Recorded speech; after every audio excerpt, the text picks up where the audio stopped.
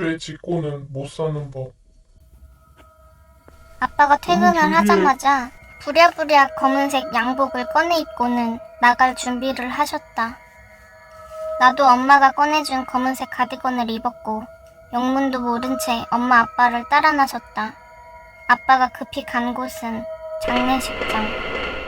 아빠의 제일 친한 친구가 아파트에서 투신을 하였다. 그분은 지역 내에서 크게 여러 사업을 하셨던 분인데 결국 하던 사업들이 망하였고 그걸 감당하기 어려워 아마도 그렇게 되신 것 같다. 장례식장에는 이미 많은 분이 와 계셨고 나는 아빠 옆에서 처음 보는 어른들께 인사를 하고서 엄마와 나는 자리에 앉아 밥을 먹었다. 아빠가 어렸을 적부터 제일 친하게 지냈던 친구면서 서로 많이 의지했던 친구였기 때문에 아빠는 친구의 영정사진 앞에서 떠날 줄 모르고 많이 슬퍼하셨다. 한참을 흐느끼던 아빠는 돌아가신 분의 배우자로 보이는 분과 함께 우리가 있는 곳으로 오셨고 엄마는 그 아주머니를 안고 위로의 말을 건넸다. 아주머니가 다시 상주석으로 가시고 나서야 아빠는 육개장 한 수저를 뜨며 이런 이야기를 하셨다. 오늘 아침에 출근할 때 느낌이 묘하더니. 왜? 무슨 일 있었어? 아니, 아침에 출근하려고 신발장에서 구두를 신는데 갑자기 멀쩡하던 구두 주걱이 뚝 하고 끊어지더라고. 이러려고 그게 그랬나 싶어, 괜히. 아빠는 조금 더 자리를 지키겠다 했고 나랑 엄마는 먼저 집으로 갔다. 그렇게 발인이 끝나고 며칠 시간이 지났고 아빠의 슬픔도 옅어져 갔고 일상생활로 돌아온 듯 보였다. 2달 정도 흘렀을 때 아침부터 아빠는 누군가의 전화를 받고는 표정이 살짝 어두워졌다. 그러더니 바로 회사에 전화를 하여 급히 연차를 냈고 급히 다녀올 때가 있다고 했다. 엄마는 출근을 해야 했고 그날따라 내가 몸살이 심해서 학교를 쉴 수밖에 없는 상태였는데 엄마는 집에 나를 혼자 둘 수 없다며 아빠한테 나를 데리고 갔다 오라고 했다. 데리고 가. 아빠는 어쩔 수 없이 나를 데려가기로 했고 아빠는 차를 운전하여 목적지로 향했다. 1시간 반 정도로 달려온 곳은 어느 강가였다. 차를 주차하고 아빠를 따라 한참을 걸으니 약 20명쯤의 사람들이 모여 있었다. 정신이 없을 정도로 시끄러운 음악, 북, 징소리가 들려왔고 여러 음식들이 놓여있고 화려한 한복을 입은 아주머니 한 분이 계셨다. 이곳은 장례를 치르고서 사람이 죽었을 때 망자의 저승 천도를 비는 굿, 즉 넋굿을 하고 있는 중이었다. 남은 처음 보는 이런 낯선 곳이 무서워 아빠 뒤에 바짝 붙어 있었다. 아빠는 돌아가신 아저씨의 가족들과 인사를 하고서 내 손을 잡고는 조금 떨어진 곳으로 가서 굿을 지켜봤다.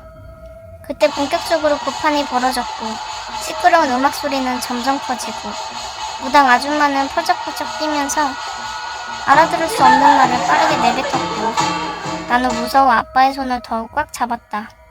그러더니 갑자기 무당 아줌마가 이렇게 말했다. 얘들아, 아빠가 미안해. 책임감 없이 먼저 가서 미안해. 무당 아줌마의 입에서 남자 목소리라니. 주위 사람들이 다들 처음에는 흠칫 놀란 것 같았지만 이내 곧 모든 사람들의 웃는 소리가 가득했다. 고개를 들어 아빠를 쳐다봤더니 옷소매로 눈물을 훔치고 계셨다. 무당 아줌마는 갑자기 어디론가 뚜벅뚜벅 걸어가더니 아저씨가 생전에 몰았던 차 트렁크 앞에서 멈췄다. 그 가족에게 트렁크를 열게 하였고 트렁크 안의 짐들을 모조리 꺼내더니 바닥을 들추었다. 그곳엔 보조 타이어가 들어있었고 그것마저 밖으로 꺼냈다. 이거 내가 너희 대학 등록금 하려고 조금씩 모은 거야. 아빠가 이것밖에 해줄 수 없어. 미안하다. 그곳엔 통장 하나가 금색천에 쌓인 채 곱게 놓여 있었다.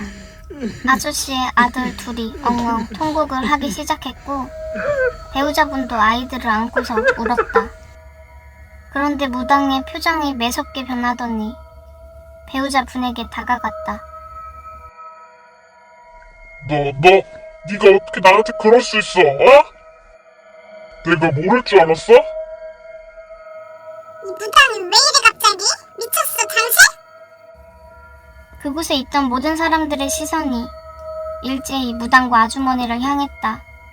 무당이 이어서 더 말을 하려 하자 아주머니는 소리를 지르면서 그만해 이거 그만해. 가자 얘들아. 이런 거 괜히 했어. 실력도 없는 무당 데려다가 뭐 한 거야 진짜? 아주머니는 무당에게 화를 내면서도 뭔가 불안한 기색이 역력했다. 갑작스레 분위기는 이상해지고 주위는 사람들의 웅성거리는 소리로 가득했다. 구판이 갑자기 개판이 되었다. 아빠와 나는 서둘러 차에 탔고 집으로 향했다. 약기운이 돌아 차 안에서 잠이 들었는데 아빠가 작게 중얼거리는 소리가 들렸다. 사업이 실패하자 아저씨는 매일 술에 빠져 살았고 아빠는 그런 아저씨를 자주 만나 위로하고 한 번은 급한 돈을 빌려준 적도 있었다. 어느 날은 친구의 얼굴이 더욱 어두워 물어보니 아내의 외도가 의심스러워 괴롭다 한 적이 있었다 했다. 아빠는 너의 오해일 거라고 친구를 안심시키고 다독거렸는데 오늘 무당의 이야기를 듣고서 친구의 의심이 사실이었구나 생각하니 미안하면서 분노했다. 그런데 아줌마는 본인이 잘못한 게 있으면서 왜 구술했던 걸까?